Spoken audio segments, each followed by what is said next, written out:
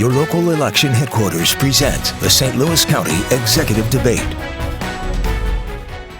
Good evening, I'm Shirley Washington. And I'm Andy Banker. Welcome to the St. Louis County Executive Debate between Democrat incumbent Sam Page and his Republican challenger Mark Montalvanti. We are broadcasting live tonight from our Fox 2 and News 11 studios in Maryland Heights, simulcasting on KMOX Radio and streaming live on fox2now.com. Now here is a rundown of the rules for tonight.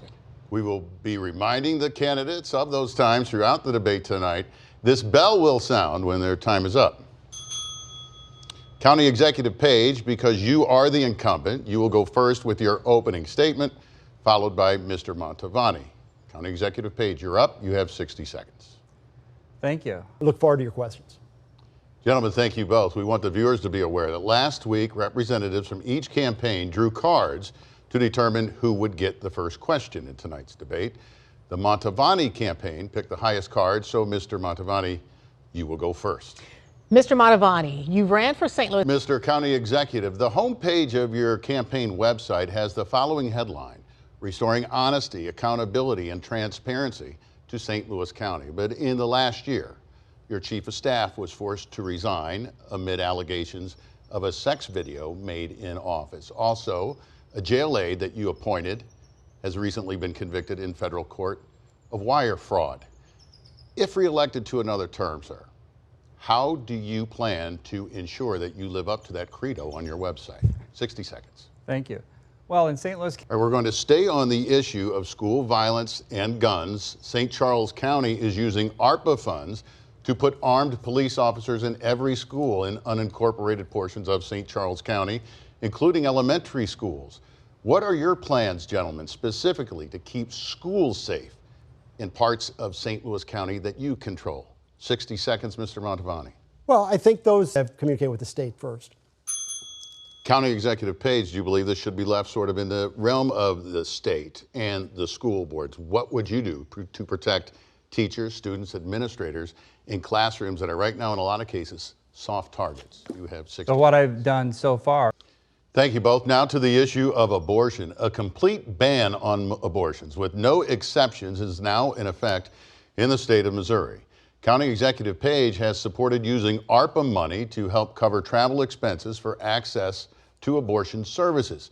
What do you think about that, Mr. Montalvanti, and what other options are there that you would consider to increase access to abortion services for St. Louis County women? You have 60 seconds. Yeah, well, first of all, cost of getting somebody to Illinois to have an abortion.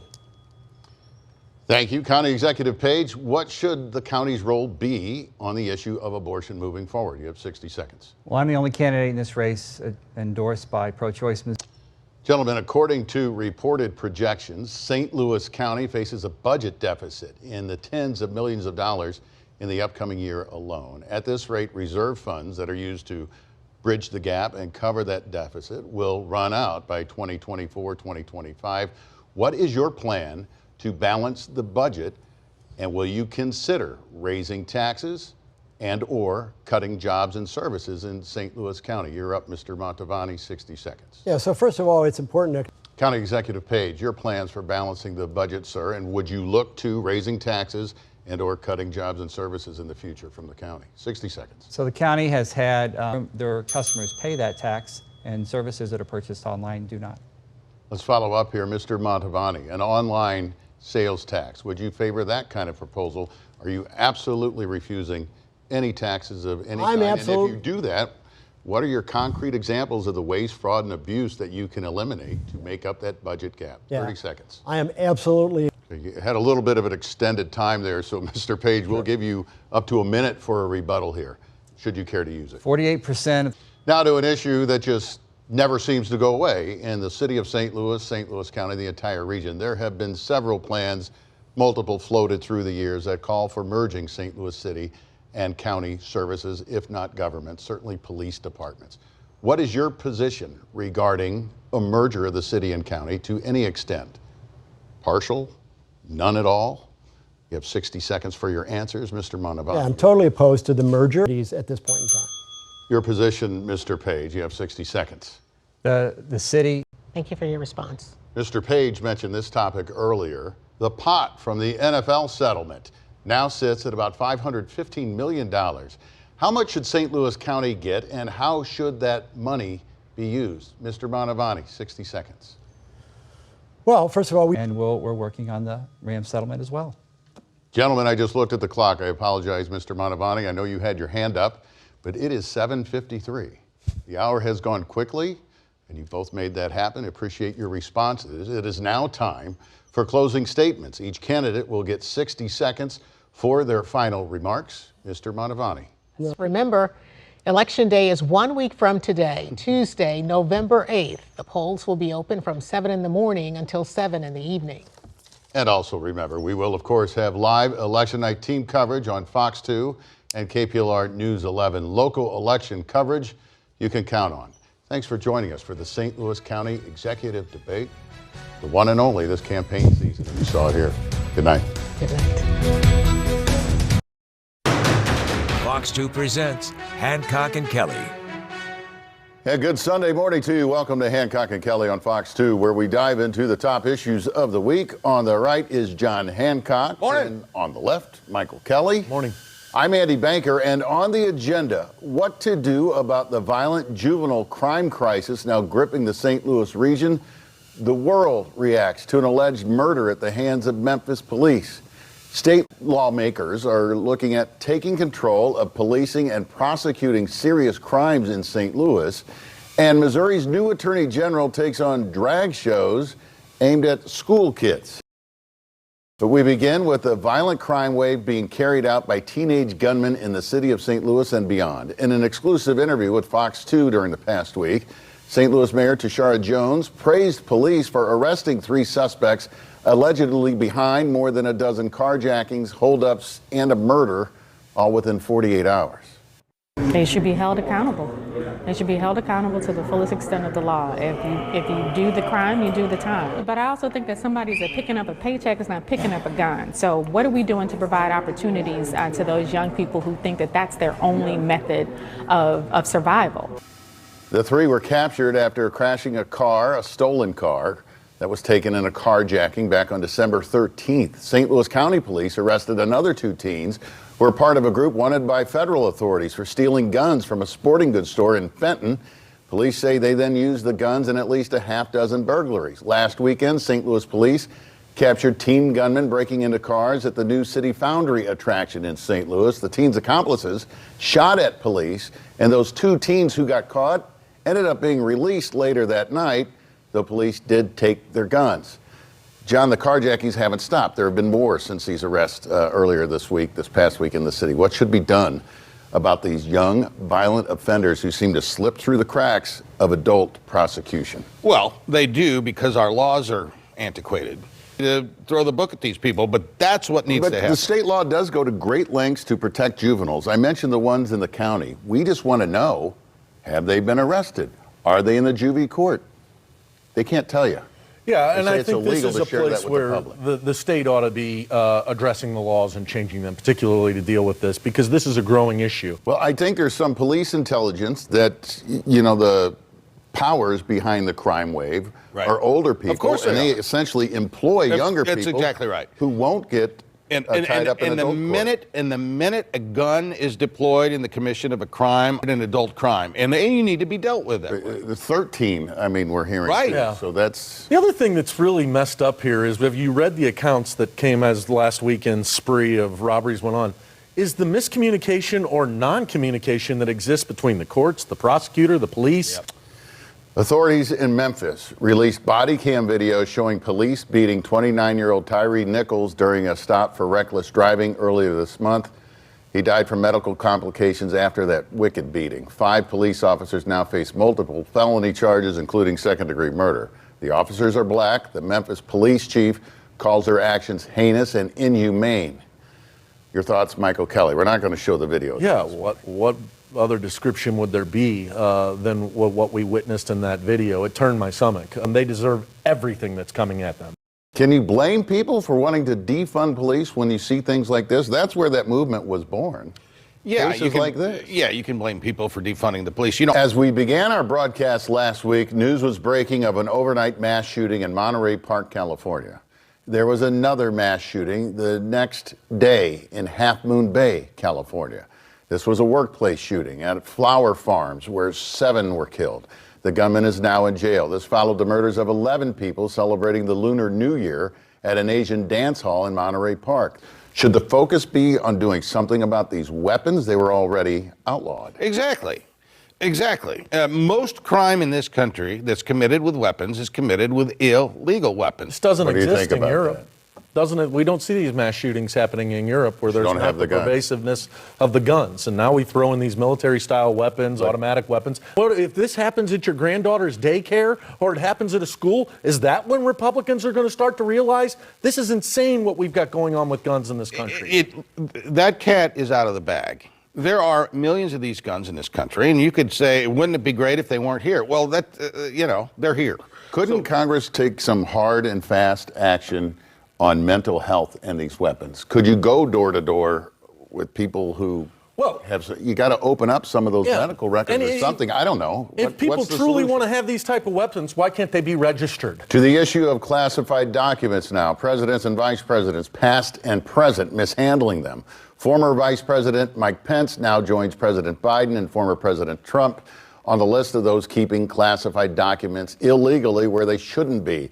The National Archives is now asking all former living presidents and vice presidents, current and former, or their representatives for past presidents going back to Ronald Reagan to check their records for any documents they may have where they shouldn't be.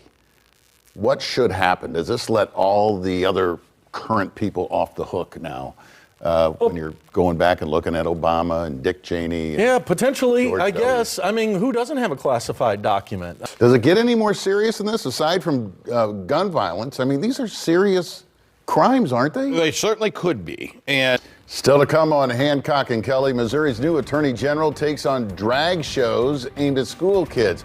And should the state take control of police and prosecutions in the crime-infested city of St. Louis? To hear more, listen to the podcast. Just search for Hancock and Kelly.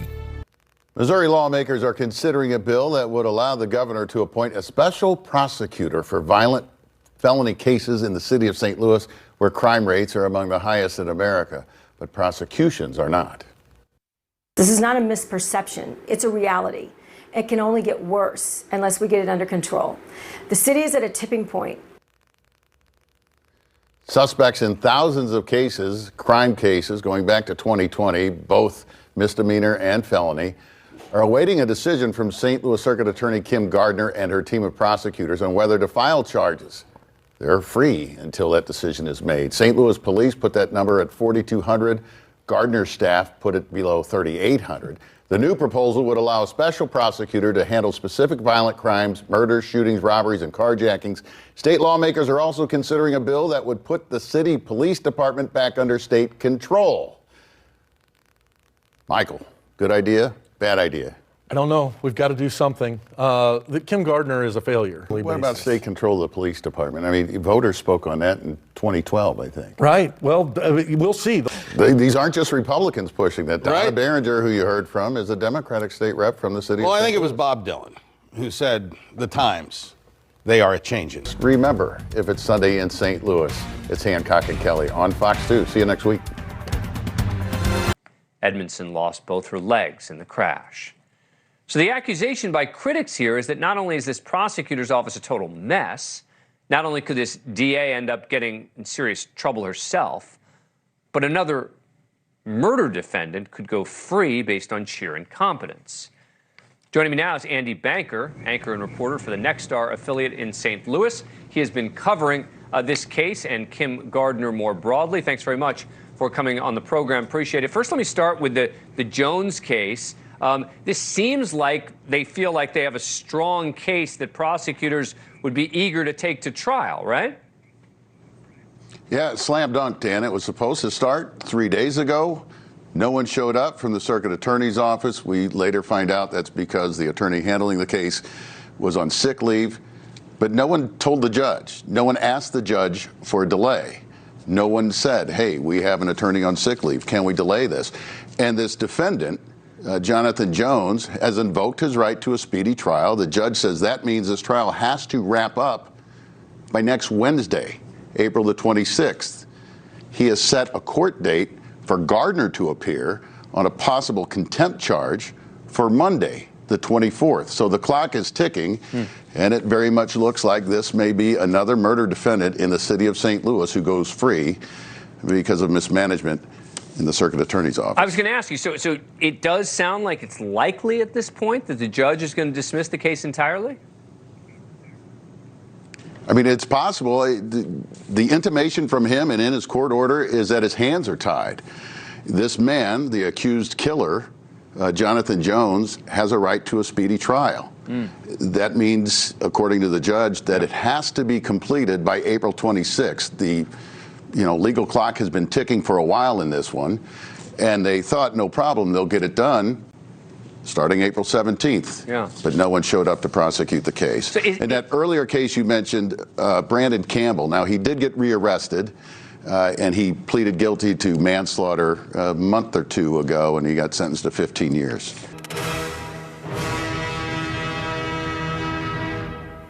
Donnybrook is made possible by the support of the Betsy and Thomas Patterson Foundation and the members of 9PBS. Andy Banker making his debut from Fox News. Thank you. Good to be here. For some reason, there's this bureaucratic institutional resistance to do anything about it and to minimize it. And I don't understand. Go ahead, Andy. You couldn't have picked a worse place to build a school, right? Right. That happened. Like Wendy said, the ball has been dropped long ago, decades ago. I think the school was built in 1972 or opened in 1972. Now you got 375 kids going to school there. Not anymore. They're shutting the school. You got to figure out somewhere to go with them. They're going to have to do in-home learning again, virtual learning, back to the pandemic feel and age, all over again until at least Thanksgiving, when they assign them to another school. What Ray brought up about Senator Hawley, the Republican, and Cori Bush, the Democrat, not just Republican Democrat, but far leaning in opposite directions, coming together on this, saying the federal government has to do it, and they have to do it now. No messing around, no excuses, build them a school. Find a solution. You left the mess in St. Louis. They did leave the mess, and it has been nothing but messing around. I think there's something bold in that. But does it matter that Mark Mantovani is just recently a Republican? He's a Democrat who ran for the same position and lost twice. So is the ESOP really spreading their wings and endorsing a Republican? I mean, he's only been a Republican for a couple of months officially. Well, I think those that are supporting him on the Republican side, well thought out policy. The issues But in that's St. just Louis the County R. are... You're saying that just because he has an R. Sarah brought up something. Why do we have the D and the R There at the shouldn't local be. level? At the local level, How at the much county of a level. difference Exactly. is And that's there Mark's whole between point. these two guys? This is, I wrote about this. Sam Page didn't even carry the Democrats on the county council. It's true, too. I covered the Israeli Chemicals announcement, Israeli Chemicals Limited. They have the former Monsanto plant in the Carondelet area of South St. Louis. And they've been in business there for a long time, since, pretty much since Monsanto left. One thing they already do there is they make plant-based meat. They make the meat substitute. The everything, or the, what's it called? I can't believe it's a hamburger. I can't believe it's a hamburger. So now, on the same property, they're building this addition to make lithium iron phosphate battery components to power electric vehicles. A big thing. And the President of the United States had a town hall on Wednesday and announced the doling out of the first $2.8 billion from the infrastructure law that he signed, going to 20 companies that are going to help power the future through electric vehicles. And the first one he spoke to, I think he only spoke to 3, but there are 20 on the screen on this live stream that I watched yesterday. And he called on the managing director of the North American operations of ICL right in St. Louis and started talking to him. How is this going to work? So as I'm doing that, and I'm down there, I'm at the plant, I look across the street and I see another report I did earlier in the week on the River to Pear Greenway, which is a beautified section of the city along the big drainage ditch that we know as the River to Pear, right? But all of these they're not copper, I think they're brass markers embedded into these stone pillars at all the corners along the River to Pear. That say River to Pear Greenway, part of the Great Rivers Greenway. 9 of them got stolen over the weekend. They're big and heavy. I don't know how you could steal them, but I'm at where all the jobs are coming and the big news about powering the future, and I'm looking across the street and I'm looking right at one of those pillars and I'm like, well, they didn't get that one. That one plaque was still there. And that's what it is. It's one step forward, 2 steps back. Exactly. And you can't get too excited about anything that ever happens in St. Louis. Well, I think it's sometimes. But Andy, as we said, just some more St. Louis County shenanigans, or can you give us a break on this one? So these are sales tax receipts, paid county sales tax. Yes. Right? And they send them, they dole them out to the municipalities. And you can make light or make heavy out of what happened and how St. Louis County is operating, and should this have ever happened. They're looking for a typical month or 2 receipts in Brentwood, I guess, would be in the hundreds of thousands of dollars. They end up getting millions, right, for several months in a row. And this goes on, and Brentwood blows the whistle and alerts the county, and now the county's kind of figuring out what's going on. I don't really blame St. Louis County because there are 88 municipalities still in St. Louis County. So they have to figure this out every time we buy a Twinkie or whatever in St. Louis County, how much of that goes to these 88 different municipalities. I mean, it just seems like a recipe for disaster to me. I bet it's happened for years upon years. I think this is the first we're hearing about it. Who knows where the money really goes? I disagree because I'm sorry, but it's a computerized system. It involves the Department of Revenue. President Biden can tap into these strategic natural gas reserves. Well, whatever. I always simplify things, and to me it just sounds like high gas prices, high food prices, high everything prices, and with the election looming, does this have an impact? Does this drive us to those economic issues more than the other issues that Democrats are running on? I don't think it does. I wrote about this at Ross. I think that, so first of all, a lot of... Andy, Stan Kroenke's got to pay 2/3 of that settlement bill. $571 million of the $790 million paid to St. Louis in the NFL relocation settlement with the Rams going back to L.A. has to come out of Stan Kroenke's pocket. You think he's feeling it? I think he's feeling it, and I think he's really feeling the other 31 owners stiffing him with most of that bill. Okay. The money's already been paid. And the RFT had the headline of the week.